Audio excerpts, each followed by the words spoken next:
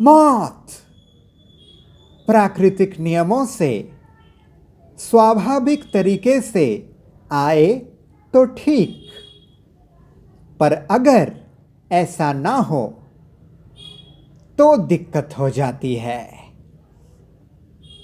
रेशमा की प्रेगनेंसी का 9वें महीने आ गई थी और तब उसको हॉस्पिटलाइज्ड किया गया। सब ठीक था।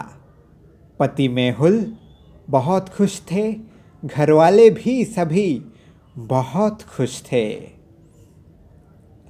डॉक्टर के हिसाब से प्रेगनेंसी में कोई कॉम्प्लिकेशन नहीं थी कभी भी। पर जब रेशमा ओटी में गए और धीरे धीरे ऑपरेशन का प्रोसीडियर शुरू हुआ, रेशमा सेंसलेस हुई और बेहोशी के अंदर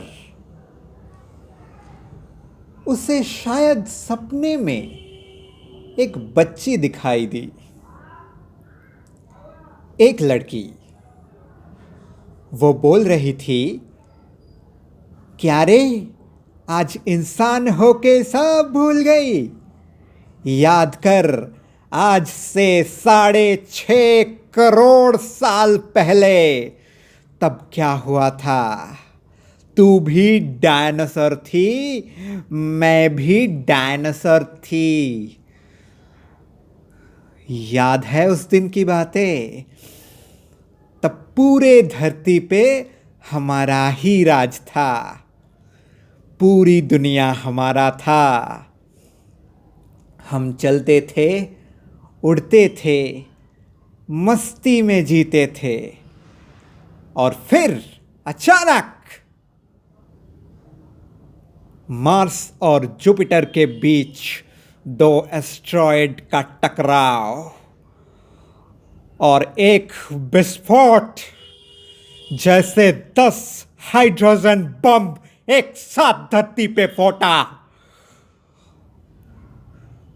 धरती का तापमान 35,000 डिग्री सेल्सियस हो चुका था।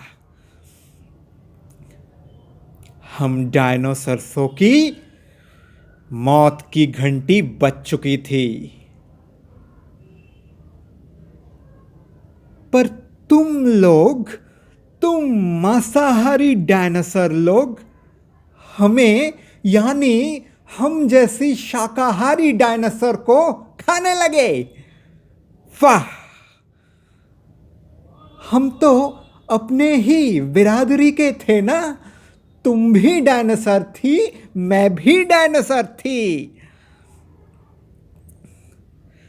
मानती हूं, प्रलय की वजह से धीरे धीरे पूरे सृष्टि विनाश की तरफ जा रही थी। मैं मानती हूं कि दूसरे जीव धीरे धीरे मरने लगे थे, इसलिए तुम जैसे मांसाहारी डायनासोर की बहुत दिक्कत हो रही थी। तुम लोगों की खाने की किल्लत आ चुकी थी, मैं मानती हूं। पर इसका मतलब ये कि तुम लोग हमें खाओगी। हम तो सभी मरने वाले थे। पर तू कौन होती है मुझे टाइम से पहले मौत देने वाली, वो भी मेरे जैसे डायनासोर होके? मैं पिछले 9 महीने से तेरे कोख में हूं और मैं धीरे धीरे तुझे खा जाऊंगी। मैं तुझे खाऊंगी।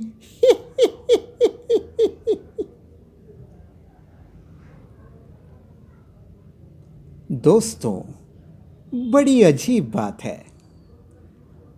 तुझे खा जाऊंगी मतलब मैं समझा नहीं। इसका मतलब क्या हो सकता है? क्या वो मनुष्य के रूप में जन्म लेगी वो बच्ची, और तुरंत रेशमा की मौत हो जाएगी, या फिर रेशमा धीरे धीरे तड़प तड़प के मरने वाली थी। क्या हो सकता है इस कहानी का अंजाम? आपको क्या लगता है? इस कहानी को आगे बढ़ाइए और कमेंट बॉक्स में आप अपना व्यू लिखिए। और एक सवाल जो थोड़ा इम्पोर्टेंट है, आपको क्या लगता है, क्या डायनासोर फिर से धरती पे वापस आ सकते हैं? मिलते हैं अगले शुक्रवार को। शुभ रात्रि।